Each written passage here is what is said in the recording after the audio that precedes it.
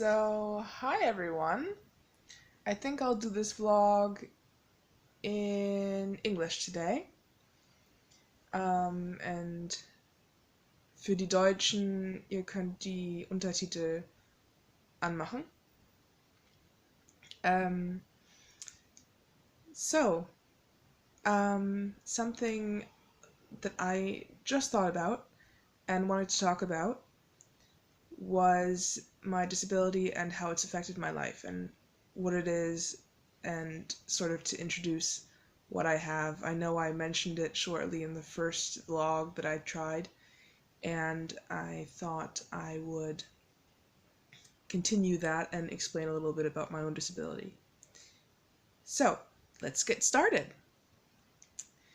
I have a hemiparesis, which is a half-sided paralysis of the body.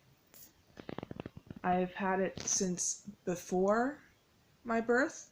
It started, the doctors estimate, at around 7th gestational month. And what happened was that a blood vessel in the back of my brain exploded, and I had a bleed in the brain, and that did damage to, that caused the damage. Thank goodness my mother noticed it when very early on, and was able to start therapy, physical therapy, from a very early age. And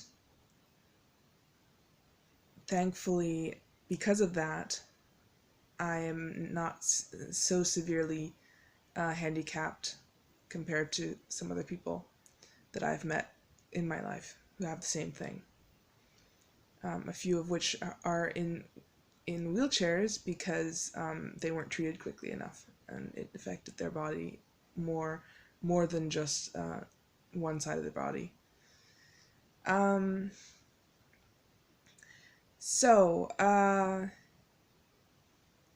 This is my left hand. As you can see, sort of, it's a bit spastic.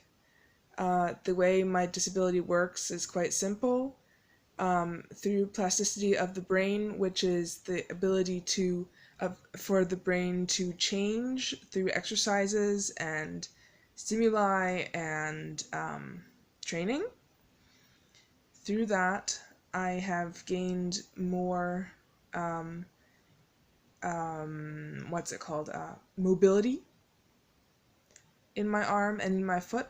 They're still spastic, but through plasticity of the brain, both sides of my body are controlled now by the left hemisphere of my brain, which is a very interesting thing because it forces both sides of my body to work simultaneously together. So what one hand does, the other hand does as well. And if I want to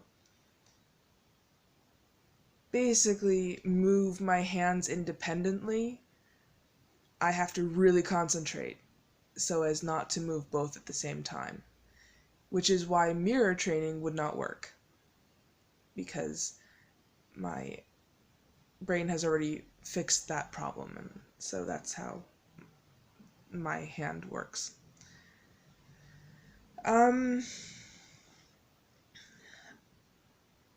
I don't just have a physical disability, I also have a mental disability, a learning disability, otherwise known as, which in about, when was that?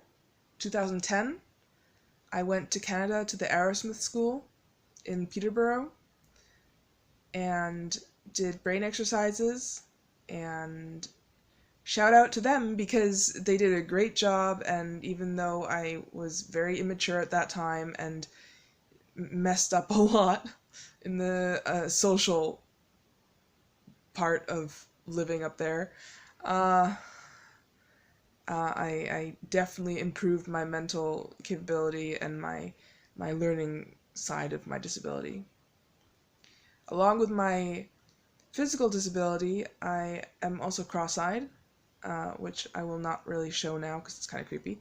Uh, but when I do get tired, and I'm really trying to focus here so that I'm not cross-eyed, when I do get tired, my left eye and my right eye sort of drift apart in opposite directions. um, so that's so much to my physical disability. To the learning side, as I already said, I had a lot of help. I was in Canada for 2 years to fix the learning disability, or at least improve it, which it has. Um, I had a lot of trouble in school before Canada, uh, before Aerosmith, doing math and logic, and in the education, which I will talk about in a different video, that I've finished in the past 4 years, I have I took over responsibility from my teacher and was teaching German and math, which is amazing. German was always, languages were really easy for me. That's my strong point, was languages and writing and reading. And not so much reading. Reading has been a problem, and I didn't read very quickly or understand what I was reading very easily. So, but that has also improved, I'm glad to say. But the math part is an amazing improvement. I have been teaching math and tutoring in math, my fellow students in the education that I did the past 4 years, which I would have never thought that I could have done. But I have.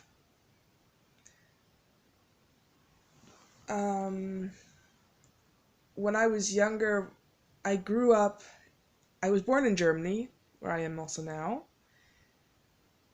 and spent first grade there. And my first grade, I spent kindergarten and first grade there. Kindergarten was great, was fun, as much as I can remember. First grade was, learning-wise, a living hell for me, because I was bullied by my teacher, by my math teacher, and my you have to understand, my math teacher was the principal slash gym teacher and math teacher for first through fourth grade. Either first through fourth grade or first and fourth grade. I'm not sure exactly anymore. Anyway, she's no longer there. And I used to like math, is what I was told. I used to like math before I met this teacher. She sort of drove it out of me after bullying me and making fun of me in front of the class, and they didn't know why I wasn't learning properly. In the 90s, learning disabilities were not a popularly known thing. It wasn't known, there was not much known about learning disabilities, so my parents would suggest, they thought that it was my eyesight, and so they would suggest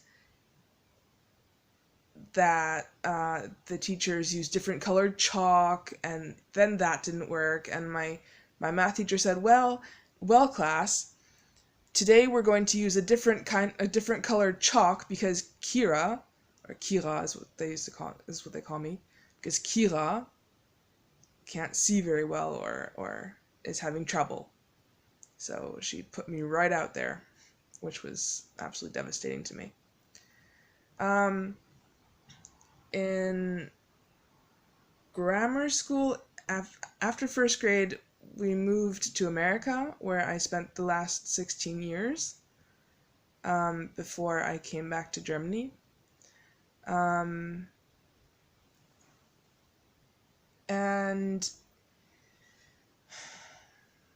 The school there was great, up to a point. The grammar school was really good. Again, early stages of special education, but definitely better than Germany. Germany still, to this day, doesn't have a clear view of what special education means. And which in a different video that I may make tomorrow or at some other point, I will talk about that, how I've helped to change that, at least in one school in my city here, where I live. So I went to a university-funded grammar school. The grammar school Marks Meadow in Amherst, Massachusetts, where we lived, was the building at least belonged to the University of Massachusetts, UMass, and the great part of it was they would allow student teachers learning to be professional teachers at UMass to come in and teach us. And the very special thing about the school itself, the building itself, was that we had there was in the lofts above sort of in the attic part of the school, the attic it was a huge corridor. The school was only 2 corridors long. It was a tiny school. And in the rafters, an entire hallway ran along each corridor of the school, and there was a one-way mirror, and student teachers or students learning to be teachers could observe the teachers teaching us, and learn from watching and observing, and they would teach classes up there, and then they would come down and be TAs, teachers' assistants, in our classrooms as well. So that was an amazing part, and that really helped. That's something that's missing in Germany, for example. That's not something that they do here, which is really, really sad, and I really wanted them to sort of... It's just a totally different system. It doesn't work at the moment. There are ways to make it work, but I would have to really invest my time in that, and I don't have that right now.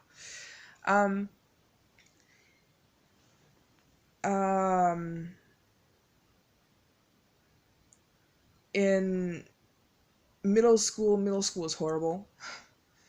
Middle school was just absolutely horrible. It was the worst 2 years of my life. 7th and 8th grade were just awful. High school got better, but the motto in high school of the school, and the school will never admit this, ever, was basically get the kids in, teach them as much as we can, cram their heads full, and study for MCAS, study for the standardized tests, and get them graduated as fast as they can in the 4 years' time that they have. That was basically the motto of that school. And that's disgusting. It absolutely is despicable.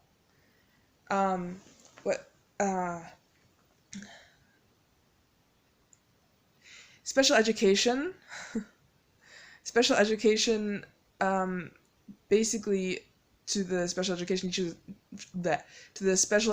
teacher that I had, meant basically when there was a paper due in any class, the teacher, the sped teacher, would read up on basically what we had to write about and would write our papers for us. When I caught on to that, I fought against it. I fought against it with all my might. I would not let him do that with mine. And you know, as much as he would write A+ papers, but it wasn't, but you could... I remember one day I I came into this sped classroom, and I saw him sitting there with a student, and the student sitting there at the computer typing up a paper for a student. And the student was sitting there totally zoned out, not at all concentrated, and he would say a sentence and say, "Is that okay?" And the student would sort of be like, "Yeah, okay, that's fine." Totally been in a totally different zone. Not even paying attention. And it would be this way for every single friggin' sentence. And when he went to try and do that with me, best thing ever. I said, "No, I'm not doing that. We're not going to do it this way. I'm going to write my paper the way I want to write it. I don't care what you people think. I don't care if I get a D on it. It's my words. That's my work. I'm not going to let you guys push me through the system. Not going to do that." So I had paraprofessionals throughout my schooling ever since 5th grade. Before then, I didn't have any. And I realized that in high school, after 10th grade, they got worse. They were not helpful. They were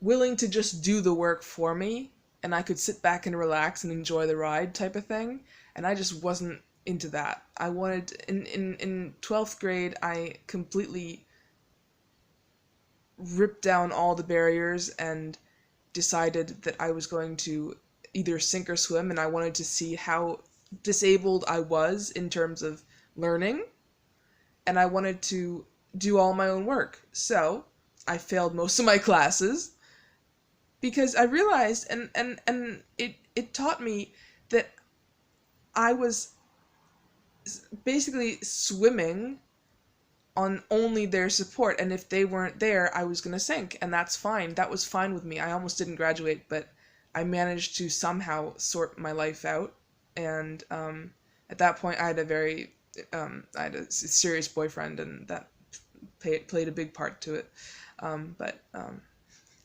that's a whole other story.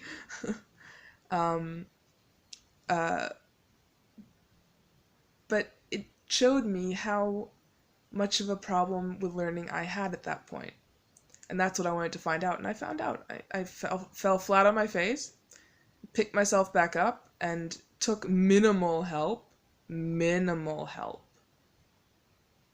on what I was willing to have to do to survive till graduation. Yeah. And then after I graduated, I tried university because I didn't do the SATs. I couldn't get into university, so I audited some classes, and I tried to get in through continuing education, and I just realized that my brain was not fit for university at that point.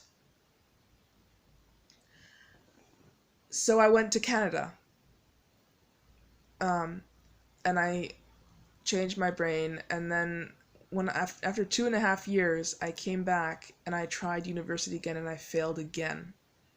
And that's when I realized that, well, that's when my mom gave me 3 options. Either I do university, or I get a job, or I go to Germany.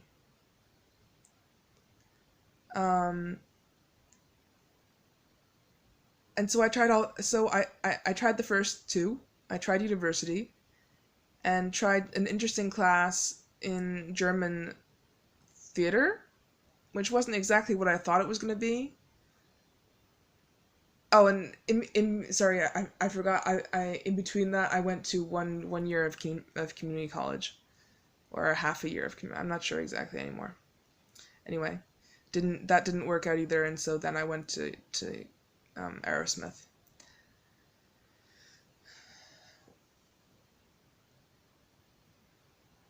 I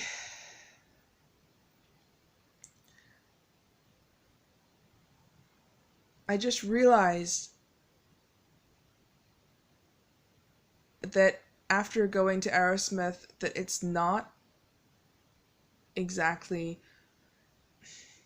it's not always your brain, it's really what you're doing that determines how well you're going to do.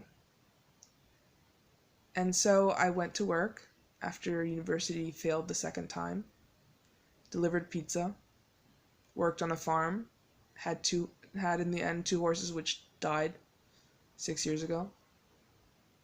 7 years ago, actually. Broke my heart. And then after the farm kicked me out, because many things were going wrong,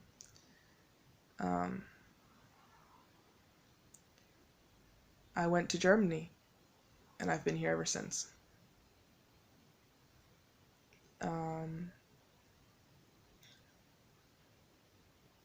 And I realized when I got here, I wanted to learn to be a paraprofessional. But being a paraprofessional in Germany is something completely different to being a para in America. And in here, you have to have, they wouldn't even recognize my high school diploma. They wouldn't. It's comparable to a Realschulabschluss here in Germany, but they wouldn't recognize it. And the school where I could learn to be a paraprofessional wouldn't take me because I was severely depressed and because of my disability. And because of my weight, apparently, but I think that's a petty reason and an illegal reason actually not to take a student. I think they were just scared of my disability, scared that they wouldn't know how to work with me. I'm not difficult to work with. I just learn a little bit slower, and I need a little bit more time. Other than that, I'm fine.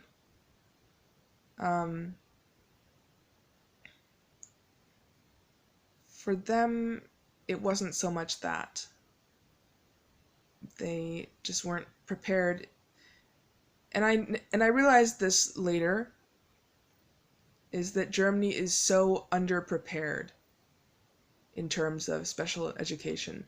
They say they're doing all these things for the disabled community and children with disabilities are inclusive in schools and they should, but they're not prepared. Germany is so unprepared for what it really takes. And I realized that. And that's why, and then I realized that disabled people get stuck in a system that has them doing handiwork and has them doing, if they're severely disabled, there's something, it's called, I'll translate it into English, it's called the Erste Arbeitsmarkt. And that's basically just being able to work in a normal job setting. And then they have something called the Zweite Arbeitsmarkt. And the Zweite Arbeitsmarkt is a place like,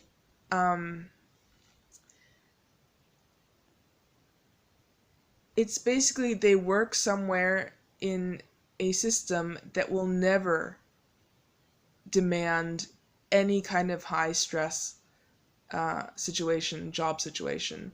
They will never work with normal people. And that's unfair. And German people think that some disabled people can't work a normal job. Well, that's just not true. They have to be trained to do the normal job.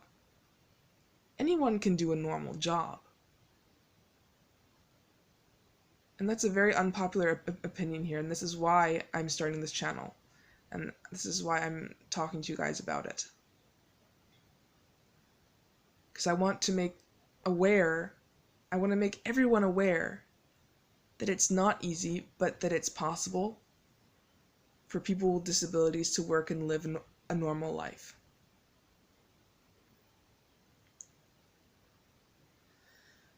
So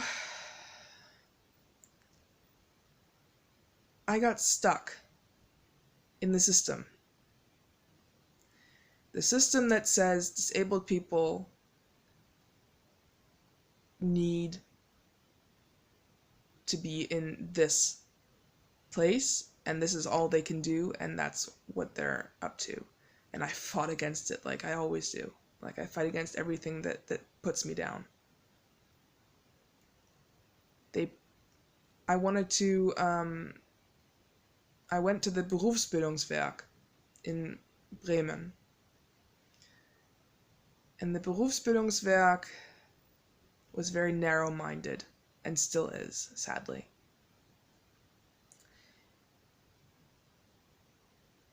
I do not think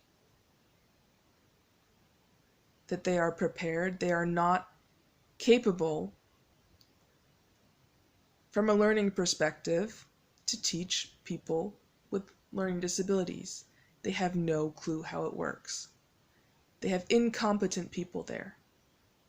They have teachers there that teach as though these people didn't have disabilities. And they demand things. Yes, these disabled people are going to the Erste Arbeitsmarkt, the normal job setting, and they have to be pushed, of course. But they need people to understand them. And a lot of the time, they're not understood. So we have a type of, and this does have to do with it, in Germany we have in the university we have a major that's called Sonderpädagogik. It's basically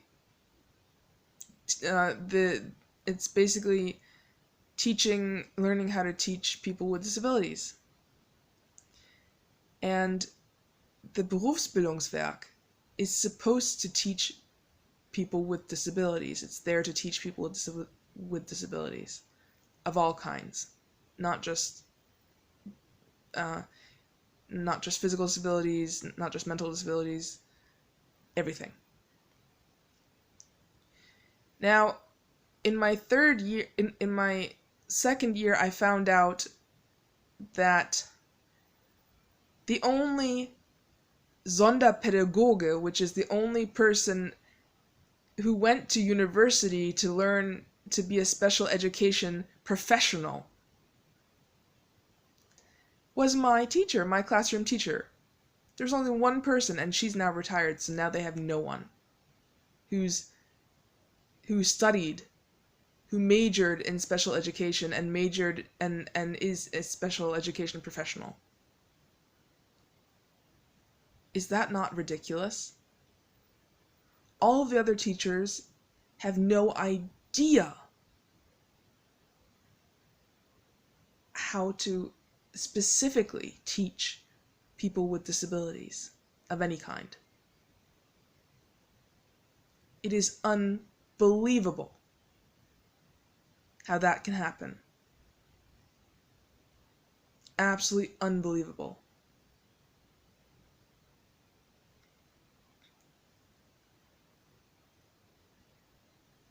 And somehow they have still managed to not hire someone with that position. And even better yet, the Berufsbildungswerk has now specialized in autism. There are many different Berufsbildungswerke, this type of education in Germany, throughout Germany.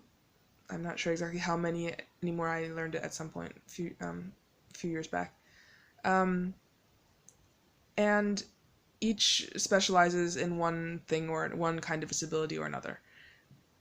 The um, the schools down in southern Germany, they're specialized in physical disabilities, and I guess the more northern ones are specialized in the more mental disabilities. There's one that in Hamburg that specializes in teaching the blind.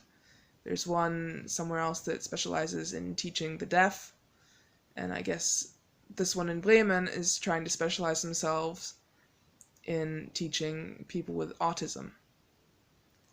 And I'm gonna have to try and keep myself from laughing because their solution to specifically helping people with autism learn is buying or renting a building from the university that's around the corner and making it the Autism Spectrum Building. It's a place where people can learn, where people with autism can learn in quiet, in peace and quiet, without having any kind of distractions or anything. It's the quietest building I've ever seen, and it's locked down, so you can't get out unless you have a key, which none of the students have, and you can't get out unless, yeah. It's pretty, yeah. And they still don't hire any special education professionals. None. It's so pathetic. They want to specialize in autism and they don't hire the people specifically trained and studied and educated in that field. It's ridiculous. Anyway.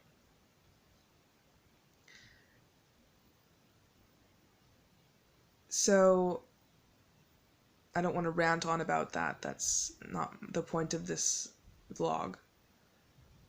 Point of this vlog is to tell you guys a bit about myself and tell you guys a bit about the life I've led up until now. And now I'm looking for a job in a totally different field than I learned. But that's subject for another video. Quick update as to that, I have now found some of my friends are interested in being interviewed, and I will be talking to them at some point soon on camera, and those videos will also be up soon. So I just wanted to explain a little bit about that, and tomorrow I will be doing a video about the instruments that I play, because I am also a musician. So that video is coming up tomorrow. Have a great day, or evening, or morning, whatever time it is. See ya.